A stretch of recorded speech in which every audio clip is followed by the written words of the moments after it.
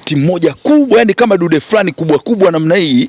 Kwa hiyo wao watakuja wakiwa kama ni kitu fulani kidogodogo kinataka kuja kishindane na kitu kimoja kikubwa. Nilibahatika mimi kumuona yule kocha makipa yule Brazil usiku kazima taa, alafu ana mbegu za ubuyu anamrushia Aishi Manula kwenye kiza.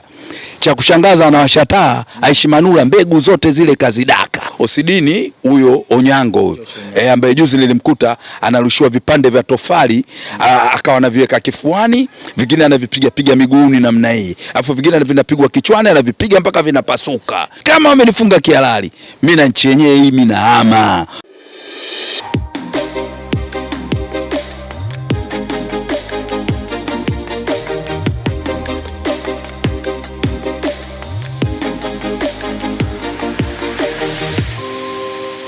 Hapa tupo New JKT, wanasema Suma New JKT Pub Mivinjeni hapa jijini Dar es Salaam, sehemu moja kutoka Kurasini. Tumemfuata mtu mmoja wa mpira, mtu mmoja wa kandanda, anaitwa Simba Ulaya. Mambo vipi damu yangu? Bwana safi kakangu, safi kama kawaida yangu. Naitwa Moses Ambrosi Zidane wa Mblati zote zile unazojua, zile Santos kule kwa kina Mama Parties wa Kisiu Sadarubea, ukija huku Mblati Gine kwa kina Jeshi Dara Kuliamba kote kule mpaka Mianzini, ukija Mblati moto kule kwa kina Ali Chande wenye Yanga mbovu wale kote kule kwangu mimi yani. Unatamba kama kawaida yangu, mzee wa pasi milioni, Simba sio kuku na Simba nyatiwi. Sisi tumefurahi sana kuwa hapa na tumepokea mapokeo mazuri. Tangu tulikotoka kule tukiulizia bwana kwa Simba Ulaya, imekuwa ni rahisi sana kufika hapa kwako. Kwanza tunataka tujue maarufu umeupataje, lakini pili nataka nijue Zidane wa plati zote, zamani ushawahi kugusa kandanda wewe bwana Simba Ulaya, au tunazungumzia tu mpira wewe? Kaka bwana, mimi kuhusu swala kwamba jinsi ulivyonitafuta sehemu zote na jinsi ninavyojulikana katika Simba, mimi ndani ya Simba niko muda mrefu sana na Simba naijua vizuri tulikotoka na tunakokwendea sasa hivi. Kwa hiyo nilikuwa nahisi tu kwamba mbele ya safari iko siku tu Simba itakuja kuwa Simba Ulaya. Ndio maana slogan yangu mimi ikawa Simba ya Ulaya, na matokeo yake ile kitu ya Ulaya ndio hiyo ambayo sasa hivi imekuja tena kuonekana kwamba ya Ulaya. Na kuhusu swala la Zidane Zizu, kaka, swala la Zidane Zizu, ujue Zidane anajulikana jinsi uchezaji wake wa mpira na mambo yake, hata sasa hivi yuko kwenye mambo ya kocha. Mimi mambo mengi sana, wakubwa walionizidi umri wasiwadharau na wadogo vile vile wasiwadharau. Mtu mwenye tatizo la aina yoyote akiniuliza mimi wanajua jinsi ya kumwelewesha kwamba swala hili linatakiwa tufanye moja, tufanye mbili, tufanye tatu. Kwa mfano kama kuna ile swala la hili la sasa hivi lilotokea kuhusu swala la mama wanasema aongeze mshahara. Mimi nimewaambia watu kutokana na burudani ya Simba haina haja kuongeza mshahara, kwa sababu Simba yenyewe tu inaleta burudani tosha. Sisi wenyewe tuna enjoy na tunapata burudani ya hatari, na kama siku zote nakwambia ni Simba hatari, watu walikuwa wanafanya masiala na matokeo sasa hivi watu wanaona Simba kweli ya hatari na kweli ni hatari. Na isitoshe kaka, Simba ni imara kama vile unavyoona mbingu. Ushasikia mbingu inatoboka? Mbingu haitoboki, mbingu iko sawa. Ndio kama unavyoona Simba ilivyokuwa sasa hivi. Haiwezekani mwana. Haiwezekani, hakuna kabisa haiwezekani. Na ile slogan yangu mimi kwamba Simba sio kuku. Simba hata kama anafungwa, ujue hiyo mechi yani imekuwa ngumu kupita maelezo, lakini hizo mechi za kawaida hizi Simba anakuwa sio kuku hata siku moja, na kila mtu anajua kwamba Simba anyatiwi na Simba sio kuku kaka. Kichwa cha nyoka si unajuaga kibebi mzigo. Mara nyingi tumekuwa tunakutana uwanjani mara baada ya mchezo kumalizika, lakini au mchezo unaendelea. Leo nataka tuzungumze vizuri. Umesema wewe Simba upo kipindi kirefu na unaifahamu zaidi Simba. Nataka nijue historia yako kiufupi ndani ya Simba. Ulianzaje kuipenda Simba kwanza tangu ulivyokuwa mdogo, na vitu gani ambavyo Simba, kikosi gani ambacho wewe unakikumbuka zaidi ndani ya Simba mpaka hivi leo? Bwana, mimi katika nimeanza kuwa na akili sasa, ndo na sasa naanza kuijua sasa hii Simba. Ilikuwa kwenye mwaka 80, mitaa yetu ile ya Mblati, ile mtaa kwa masista ule, tulikuwa tuna mwenyekiti wa Simba alikuwa anaitwa Imani ile Makaidi. Ilikuwa Simba ikimfungaga Yanga yule mkewe alikuwa na troti mtaani kote, na sisi tuko wadogo wadogo tuna troti naye mitaa yote ile ya Mblahati ile, tangu tuko wadogo wadogo ile. Kwa hiyo nilitokea kuipenda kupita maelezo kipindi kile, na kule kwetu kule Shoka kule Mblahati kule kwa Shoka kwa Jongo kule kulikuwa kuna fullback namba 3 anaitwa Mohamed Kajole. Ukija huko Magomeni Mapipo, huko Magomeni Kondoa kulikuwa kuna mtu mmoja namba 2 yetu alikuwa anaitwa Daudi Salum Bruce Lee. Ukija Golindo kulikuwa kuna kina Maazi pamoja na kina Mambo Sasa. Wakina Alumwito, wakina Tolu. Hao ndio walisababisha mimi nitokee kuipenda timu yetu, kwa sababu ndani ya Simba kama Simba nilivutiwa kwa kitu ambacho tulifungwa sisi na Mufulira Wanderers goli 4 bila pale ule uwanja wa Shamba la Bibi na Uhuru. Na unaposikia neno Shamba la Bibi, sisi Simba ndio tulikuwa tunapata matokeo pale kila mechi sana sana za kimataifa mpaka za ligi. Kwa hiyo sisi tukienda pale tunajua kama tunaenda Shamba la Bibi kwenda kupata matokeo. Sisi Simba Sports walile neno Shamba la Bibi. Na isitoshe Simba si ndio timu ya kwanza kuvaa jezi. Na ukiangalia masuala ya jezi zamani ilikuwa sio mchezo. Kwa hiyo nikajikuta na mimi timu inavaa jezi, inavaa viatu, hamna mtu anaocheza sio kidari kiko wazi, nikaona hii ndio timu ya kuipenda mimi. Na kweli wakati huo wenzenu wanavaa bado wanacheza kitumbo wazi manake. Ilikuwa wale zetu walianza tumbo wazi, na sio wale mpaka timu yetu ya taifa sisi. Kuna mechi moja sikumbuki, nafikiri si na Sudani nini, ilikuwa pale pale. Nafikiri si Shamba la Bibi. Watu walishacheza pale kidali wazi pale, nafikiri ilikuwa kidali wazi. Kwa hivyo vitu vyote nakumbuka, yani Simba wale Waarabu wale Simba kina Luwei wale, jinsi mazingira walikuwa wanawekea Simba, walikuja kusababisha sisi wengine wote tupende design ile ya kuvaa nguo, kuvaa viatu, tukasema style ya wenzetu hii tofauti, ngoja sisi tuwe nao. Na matokeo yake ndio mpaka leo mimi bado ni kule Simba ile kisawa sawa. Na hii ya sasa hivi ndo kama anavyokuambieni, ninavyoona mbele ya safari. Siku zote nawaambiaga watu huko, unavyoona mimi mbele ya safari, upo uwezekano sisi wa kupata kituo chetu cha afya, yani hospitali yetu nzuri, kupata ndege yetu moja nzuri, yani kila mwana Simba ajulikane kwamba sisi ndo Tanzania. Maana sasa hivi ukitaka kujua nembo ya Tanzania ni Simba Sports. Unaona hata mama yetu Mama Samia sasa hivi kilemba chake rangi gani kile unachoona kokote anakokwenda, yeye anapiga nyekundu. Kwa hiyo unaona kabisa kwamba anajua kwamba Simba ni kitu gani. Sisi hatupati tabu sana sana kujitambulisha. Wewe nchi yote ukiongelea Simba unajulikana Simba. Simba kokote kule unakokwenda unajulikana ni Simba. Na isitoshe kaka, kama sasa hivi kuelekea kwa mfano mpambano wa jamaa zetu, wao sasa hivi ukikutana nao kuuliza mnatufunga goli ngapi? Mnatufunga goli ngapi? Yani wao ndo wanawauliza sasa. Wanatuuliza, na mimi tuangalie hiyo mechi tucheze kwa style gani. Na wengi sio walikuwa wanapenda kuniuliza mimi, wewe style yako hii kwa nini unapenda kutumia neno Suma JKT New Plan B? Ambapo ndo hapa tupo hapa tunaona kwamba hapa ndo tu kumbe unavyoitwa. Kaka, mimi mpaka hapa nimeamua kusema kwamba hapa ndo paitwe pange Simba itue na style yetu ya Suma JKT New Plan B. Kuna baadhi ya watu ambao nikaa nao nikiwasikiliza maongezi yao. Kwa mfano yupo bosi wangu mmoja anaitwa Blaza Grant, yeye yuko Kipata pamoja na Kongo.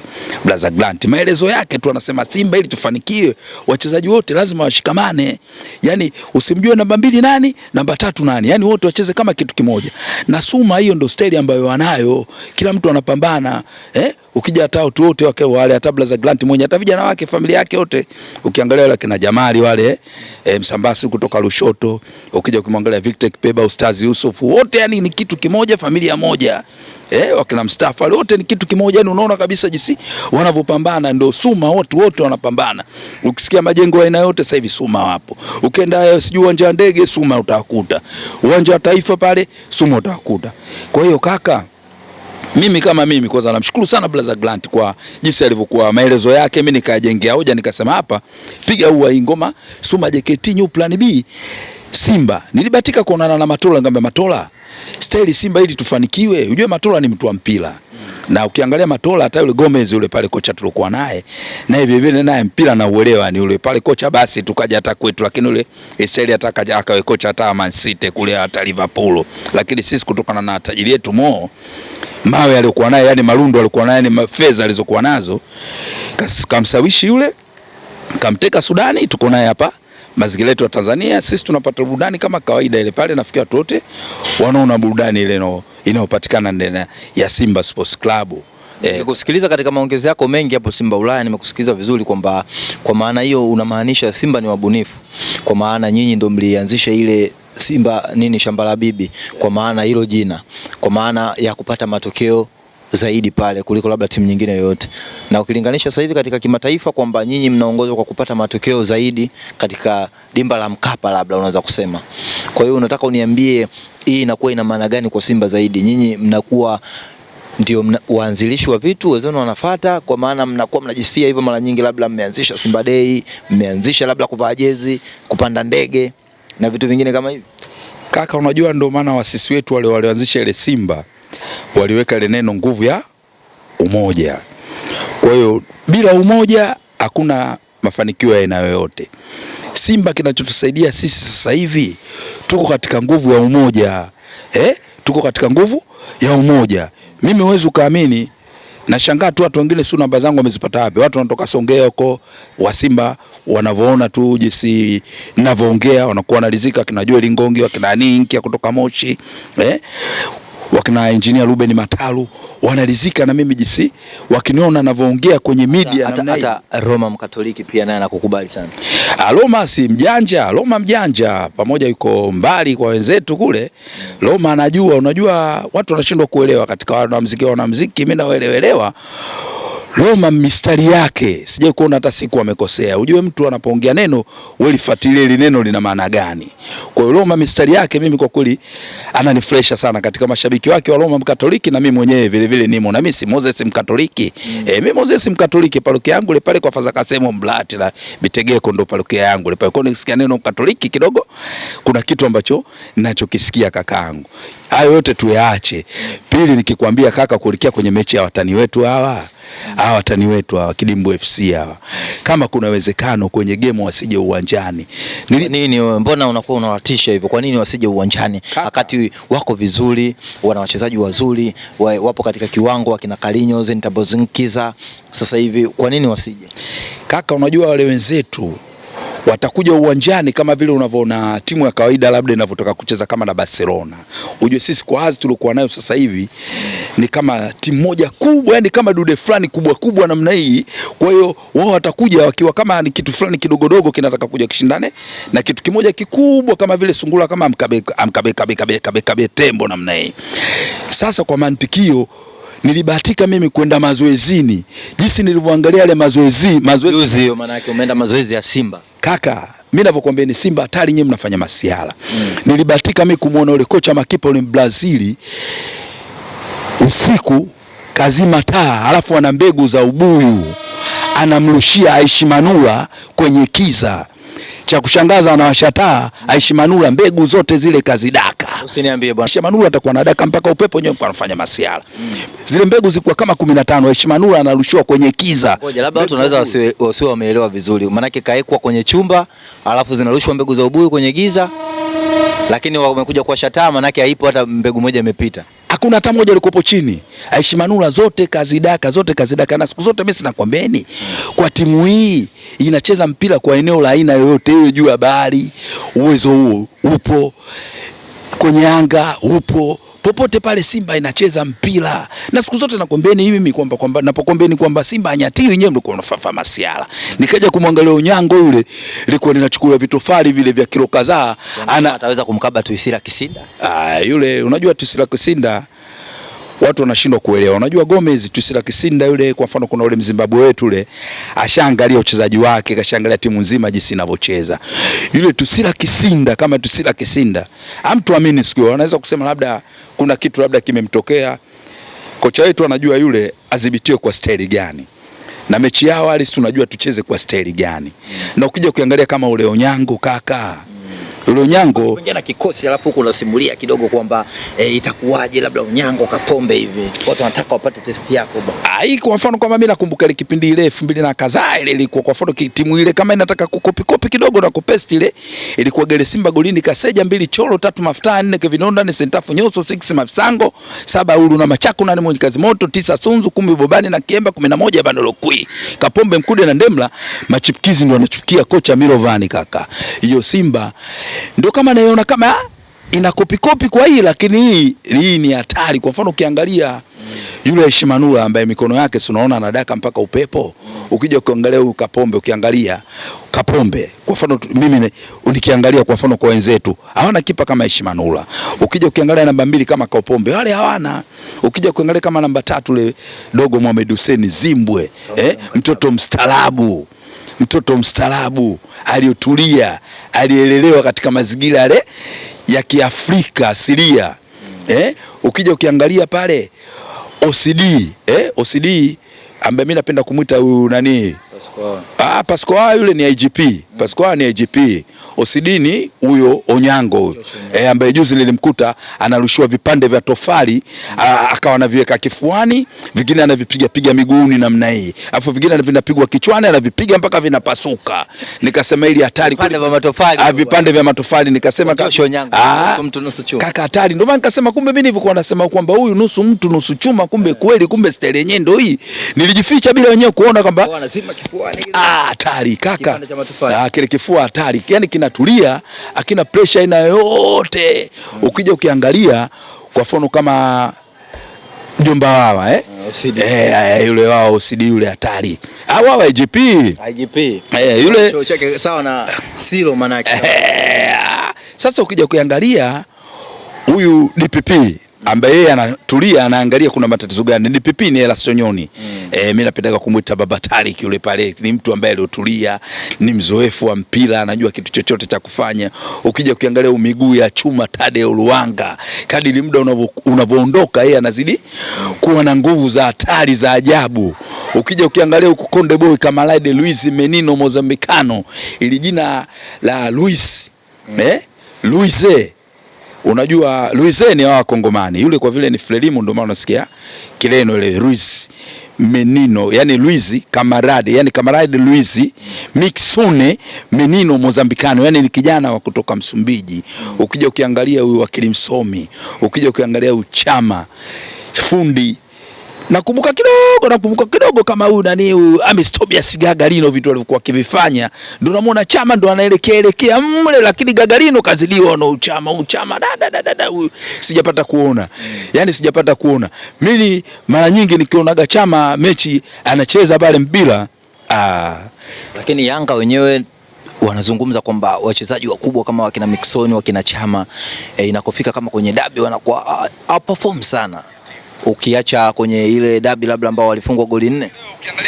Kaka, unajua wenzetu wanaishi maisha kwa kalili, na hata Simba zangu nataka niwaambie wasiishi kwa maisha ya kukalili, wakae waelewe Simba hii ni tofauti kupita maelezo.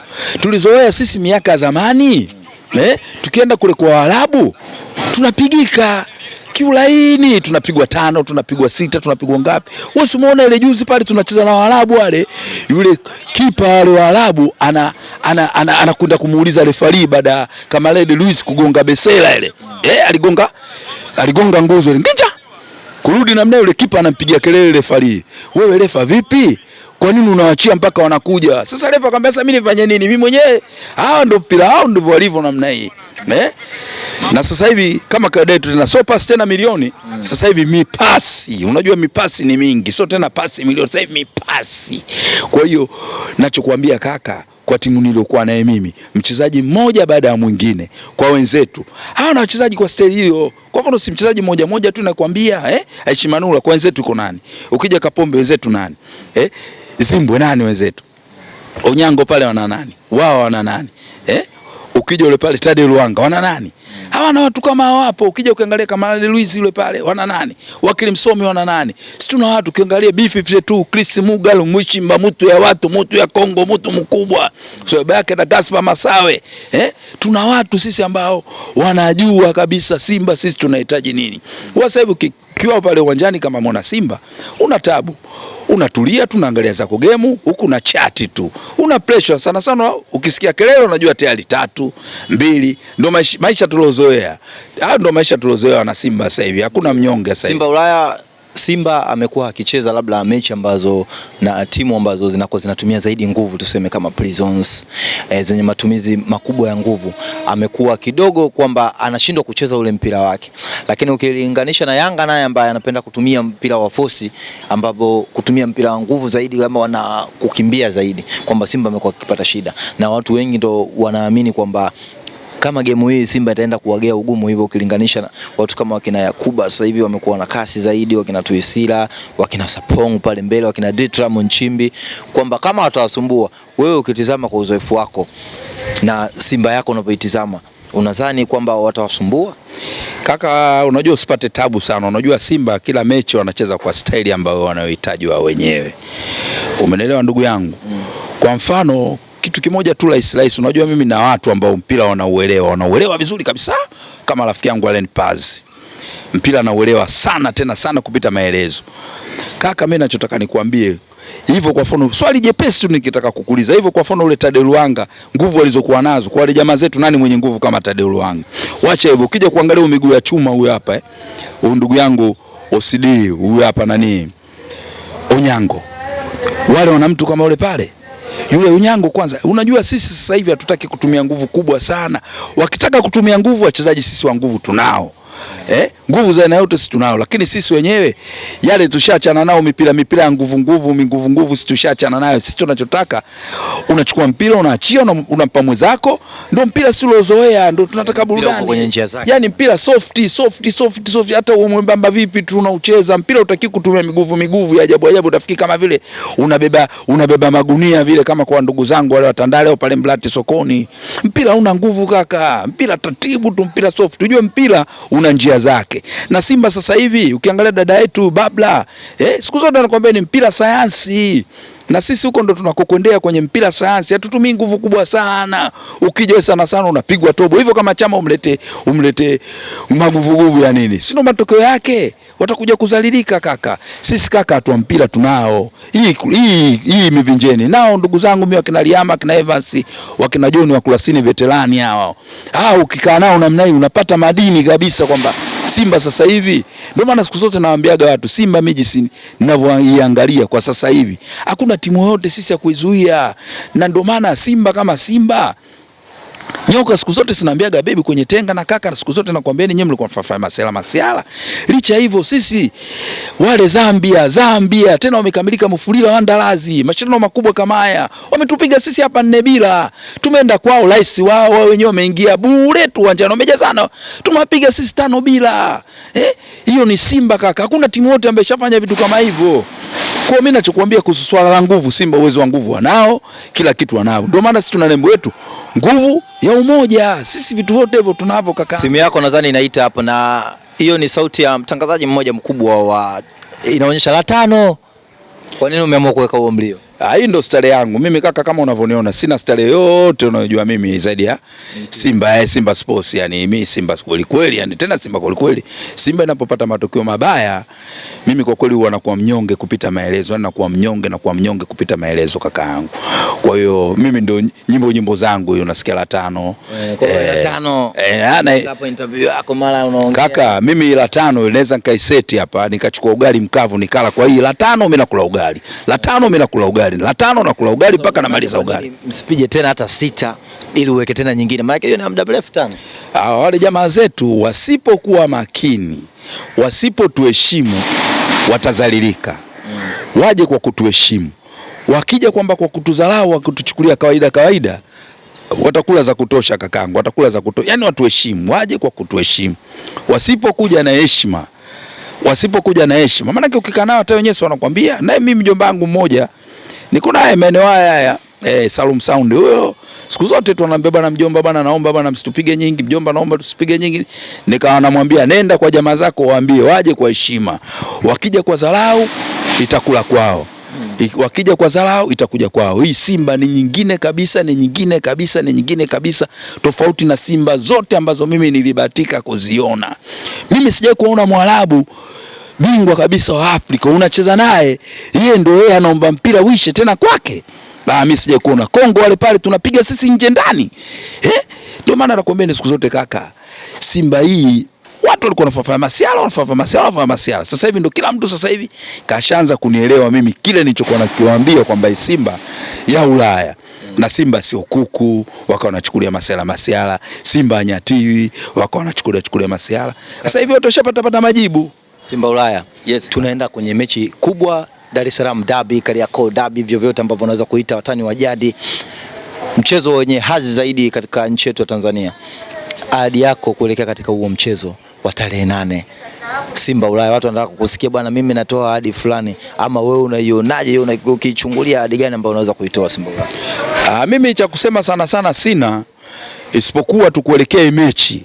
Kama jamaa zangu mimi watanifunga kabisa kihalali, kusiwe na matatizo yale ajabu, yani kama miaka mingine yanatokea mara si penalty refa si aone hana macho si nini, hapo sawa. Kama wamenifunga kihalali, mimi na nchi yenyewe hii, mimi naama nchi yenyewe, naama. Tayari nishaongea na rafiki yangu Bakari Semtumbi wa Migration kwamba mimi bwana hapa naama kama nitafungwa, na nishaongea tena na bosi wangu Grant bwana, hapa tukifungwa kihalali na wajamaa mimi kila kitu, na bosi Grant hana masiala hata kidogo, yuko vizuri brother Grant huyo, kipata na Kongo mtu mkubwa. Grant ndio huyo alomleta baba Kenyeki nini, yule anaitwa Vincent Kalisekenyeki pale Nyekelela pale Mkatakei Vaba, ile dolidoli brother Grant alitumia gharama zake yeye mwenyewe, kutokana na mimi jinsi ninavyokubalika na baadhi ya watu. Alitumia dola zake kadhaa kumleta yule kapanda ndege yule kutoka Scotland kwa kina Ali Manoni na ndugu yake Alima Manoni, hao wako Scotland. Alitumia gharama zake kwa hapa wale ndio akaleta kwa gharama zake. Sasa hivi yule Palisekenyeke Vincent Palisekenyeke pale Nyekelela, yule brother Grant amempeleka shopping moja ya hatari sana Dubai. Hapa ataingia Ijumaa jioni, amekwenda shopping Dubai kwa ajili ya mapambo na nini, kwa ajili ya hiyo mechi. Atakuwa shughuli ya dabi, na atakuwa pamoja na Jose Kiloboto dogo wangu yuko Mawenzi huko kwa brother Grant, naye ndio amesafiri nayo kaka. Nataka nifahamu sasa Simba Ulaya, maana tunakuona kwenye mpira nini, na tumekuja ofisini kwako. Safi, kwanza hongera, unajishughulisha, ni mtu ambaye unajishughulisha na shughuli zako, lakini nataka nifahamu una familia, na kama una familia labda mke na watoto wangapi? Bana, mimi na mke na watoto watatu. Na mke na watoto watatu, wote wanawake. Kuna Janet, kuna Salome pamoja na Eliza. Wote ni kuwa na watoto wa kike. Wote najivunia watoto wa kike. Unaona hata nchi yenyewe tena inaongozwa na mwanamke hapa sasa hivi. Kwa hiyo usije ukashangaa nao katika mmoja hapo naye akaja kuwa rais. Ndio vipi ni kwa upande wa ushabiki wao ni mnyama au kuna mmoja anaokupinga? Aisee, hatari, yani hao wote wanapenda Simba kuliko maelezo ya aina yoyote. Yani hivi nilivyo hapa na deni moja kubwa sana nililoahidi kwamba mnyama akipata matokeo kila mtu ana laki moja yake. Hivyo nadaiwa 300,000 hapa. Mama vipi, mbona mama kama umemagua? Watoto wale kwanza, unajua wale watoto wakitia ubani wale, lolote pale linapatikana kakaangu. Lolote linapatikana, na bila kumsahau ustazi wangu Yusufu, huyo mara nyingi zake dua yeye anapatikana kipata na Kongo hapo. Ustazi wangu Yusufu mara nyingi tunakutana sana klabu pale kwa kina Mudi Mchewa pamoja na Ibla mtoto wa Kitanga. Pale ndo kijiwe changu kikubwa, lazima mimi kila siku kwanza lazima niripoti klabu. Nikiripoti klabu kwanza nafika ofisini kwa mkubwa pale Grant pale, napata maneno mawili matatu, ndo nakuja Port View pale kwenye mabendera mengi, manake mimi ndo mwana Simba pekee ambaye namiliki bendera nyingi kuliko mwana Simba aina yoyote. Na niko ngapi zile pale bendera pale kwa wiki niliweka tu 7 tu, siko 7. Na isitoshe mimi ndo mtu pekee ambaye nilisema kifo cha JPM John Pombe Magufuli, nafikiri mlionaga kuna bango linaandika RIP JPM chuma cha Afrika. Nafikiri watu wengi leo waliliona, na nilisema mimi bendera zangu zitapanda kwenye siku 40. Mungu si Asumani, siku 40 mimi niko kileleni. Kwa hiyo nimepandisha bendera juu nikiwa naongoza ligi. Kwa hiyo sasa hivi niko pale juu nakula kiyoyozi kizuri tu bila shaka aina yoyote. Kwa hiyo kaka yangu mimi bwana, Simba ile kisawasawa, familia yangu Simba kisawasawa tena kupita maelezo. Mimi ni Mkatoliki. Sasa kwa nini sasa watoto wako hao wasiwe balozi? Maana tumeona watoto wengine wanapewa ubalozi, na kama wewe baba yao ni mshabiki kindakindaki wa Simba ambaye sasa hivi tuseme watu wanakufuatilia zaidi Kwa maana kwa nini uone hivyo, labda uongee na viongozi watoto wako au hata mabalozi wa Simba? Hamna, unajua nikwambie kitu kimoja. Unajua viongozi wetu wa Simba kwa mfano, itakuwa ni ajabu sana mimi nianze kumwambia Mo sijui mwanangu mpe ubalozi sijui na nini. Mo unajua anafanya kazi moja kubwa sana kupita maelezo. Viongozi wetu nao wanafanya kazi kubwa sana, mtendaji mkuu wa klabu. Wote wanafanya kazi kubwa sana. Yaani sisi wana Simba kinachotakiwa sisi kama sisi tutumie kwa nguvu zetu wenyewe, twende uwanjani kwa hela zetu wenyewe. Tusikae maisha yale kutegemea viongozi.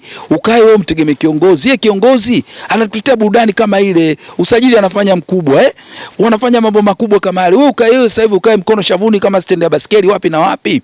Tujitume, kila mtu ajitume kwa jinsi anavyoweza. Tutafute riziki kwa uwezo unavyopatikana.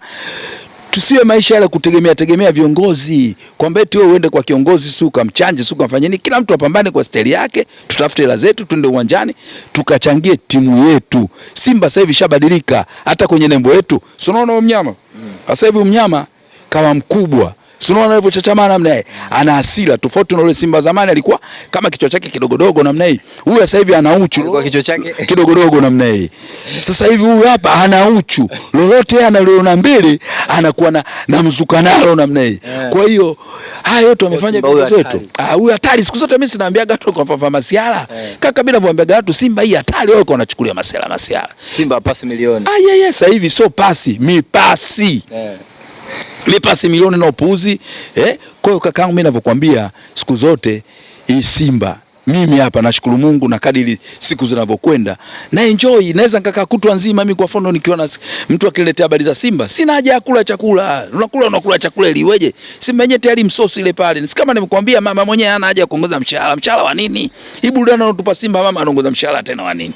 Hamna matatizo. Hamna matatizo kakaangu. Sisi tunapata burudani sasa hivi. Hivyo mipasi tunaopiga Simba Sports, kwani wenzetu hataki kupiga mipasi ile? Wale uwezo kupiga pasi 6 hawana. Pasi 7 hawana. Wewe timu inapiga pasi karibu milioni. Kalawa analocheza linaitwaje lile kitaalamu yani? Lile mimi naona si nini sijui, hata sielewelewi yani, hata sijaelewa wenyewe, lakini wanajua style yao. Mimi kwa Tanzania timu ambayo najua inacheza pasi mpaka kabisa mwenyewe mimi nakuwa nasikia raha ni wale Kagera. Wale Kagera bwana sio siri, wale pasi wanajua kupiga pasi. Hadi una enjoy yani, hawana miguvu ile ajabu. Yaani mpira wanacheza vizuri tu, wanacheza vizuri. Wale Kagera basi tu, lakini Kagera wale kama angekuwa na wale. Lakini ndio hivyo tu, uwezo wao huwezi kufanisha na Simba. Maana Simba unajua limekuwa kama dude fulani zito kubwa sana, yani kama kitu gani vile yani. Kwa kumalizia Simba Ulaya, comment nyingi ambazo watu wanakuwa na comment wanasema bwana jamaa ana busara sana. Nataka nijue katika makuzi yako busara umezipata wapi? Namna unavyozungumza watu wanakuwa wanakufurahia, wanapenda. Busara unapata wapi? Bwana kaka, unajua sisi tumezoea mazingira mblati yale, tumezoea mazingira yale ya nizamu. Sisi unajua timu yetu zamani kabisa mblati ilikuwa inaitwa Mantaline.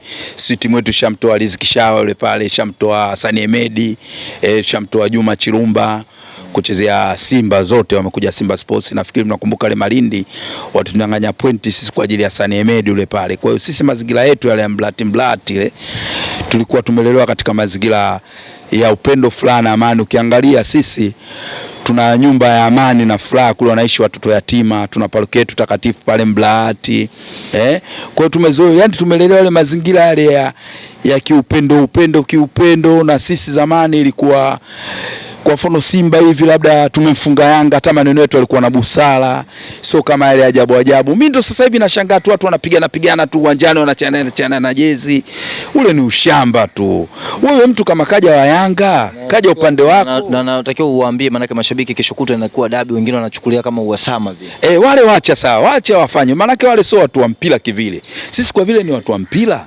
Ukiona mtu kaja upande wetu sisi wa Simba kama ni wa Yanga, unamwelekeza nyewe upande wenu ule kule, sio mkunje umpige umchanie nguo zake. Ile kwa kweli inakuwa sio staarabu.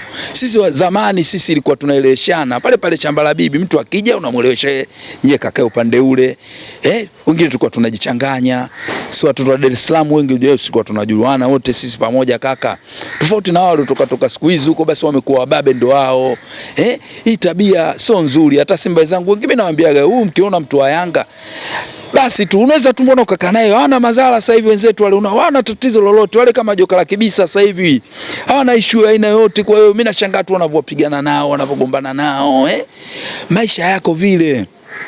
Hata sisi wengine Mimi kwa mfano mdogo wangu wa mwisho anapenda sana Yanga, lakini utakuta najitahidi sana kumbembeleza, lakini ndio hivyo kaingia cha kike. Sasa utafanyaje? Unafanya kumuonea huruma cha kike. Kaingia cha kike kakaangu. Kwa unafanya kumuonea huruma nini? Na mdogo wangu mimi kabisa anapenda sana Yanga mpaka anachanganyikiwa. Huyu anaitwa Galus Ambrose, kachukua jina la babu mzaa mama. Yaani hadi namuonea huruma. Sasa nitafanyaje? Ndio mdogo wangu anafundisha Kiingereza sehemu fulani hivi. Sio vizuri kuitaja. Anafundisha watu wakubwa tu, anafundisha lugha ya Kiingereza, yani kwa wale wasiojua Kiingereza, yeye ndo teacher wao. Wewe unaweza? Mimi tena unajua tena sema kwa vile ndo rais wetu marehemu apendi sana tu tunaongeongezo lugha za wenzetu, unaonekana kama kupata viwili bwana kuelekea kwenye dabi, yani tu uwaambie tu mashabiki bwana, mnatakiwa mjae pale kwa Mkapa pale. Mimi sana hapo bwana, cha kusema lugha za wenzetu tunaonekana kama utumwa. Ndio maana hata ile Simba utakuta kwa mfano kama sijapenda kuandika ile big national yani taifa kubwa, mimi nimeandika tu Kiswahili taifa kubwa. Simba nimeandika kama kaida Simba, sikutaka kuandika lion nini. Sikutaka ile kwamba nionekane kama mimi tofauti yani. Kama hapa visit Tanzania. Hiyo tumeweka si karibu Tanzania. Hii si sawa, karibu Tanzania sio mbaya, lakini ni wakubwa wetu. Unajua sasa hivi sisi tunapaa sana, tuna mambo mwewe tu, tofauti na miaka ile ya zamani ile. Sasa hivi tukienda kokote pale tunapata na habari nilizozipata kwamba timu ya Man City ilikuwa inamhitaji naye kocha wetu Gomez baada ya kesi kwa Darosa Gomez, lakini ninavyomjua Mo hawezi kumwachia kama watu walivyokuwa wanamtaka Shabalala. Si nikwambia ile goli la Shabalala hatari yake. Ile goli la Shabalala kile kimbunga kile sikilikuja kile kinaitwa nini? Kimbunga Jojo Puneli, sio mimi nakitaga Jojo Puneli sio kile. Si unajua tena. Kwa hiyo kile ushwa kile kimbunga, na istoshe sisi Simba kama Simba asilimia kubwa sana sisi tumekale mazingira ya Kiarabu kindindi kidogo kwa mbalimbali, sio kizunguzungu sana. Ndio maana unajua utakuta tuanza kuongea ile kushne babuji hamsa kwa vile kwa Arabu, lakini hizo lugha za Kiingereza kiwili salasa.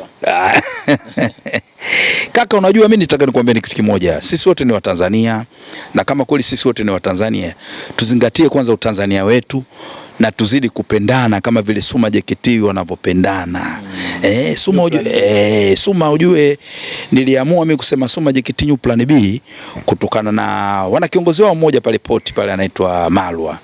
Yule jamaa anapenda sana umoja, anaweza ataka kukutea, anasisitiza sana umoja. Kwa hiyo nachowaambia mimi wana Simba, tuendeleze umoja. Wale walikopo mikoani wote mwenye ubani wake afanye ubani wake. Wale Waislamu wale waende siku kwenye ibada na waendelee na swaumu. Wale Simba wenzangu wote wa maeneo ya Mlati. Pale Mlati pale kwetu mazingira yetu nafikiri yanaeleweka. Huo ndo ujumbe wangu kwa wana Simba wote wa pale Mlati. Pana kanisa pale linajengwa. Mlati mkatoe chochote mlichokuwa nacho, kanisa lile liendelee kwa Faza Kasembo na Bitegeko pale, mkawachangie kwenye lile kanisa. Miaka zamani tulikuwa tunachangiwa na wenzetu wa nje, lakini sasa hivi tujitoe sisi wenyewe. Na wengine mfike pale Mlati Mianzini, pana msikiti pale unakarabatiwa kwa mjomba Mtepa pale. Chochote mlichokuwa nacho mkatoe ule msikiti uendelee. Kwa Waislamu waendelee kwenye ibada na sisi wa Kristo tuendelee kwenye ibada.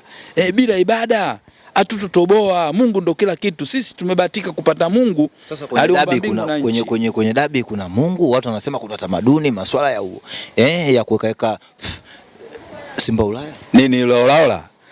Sasa kama unafanya ulaola, Konde Boy tumemleta sisi wa nini? Chama tumemleta sisi wa nini? Wakili Msome tumemleta sisi wa nini?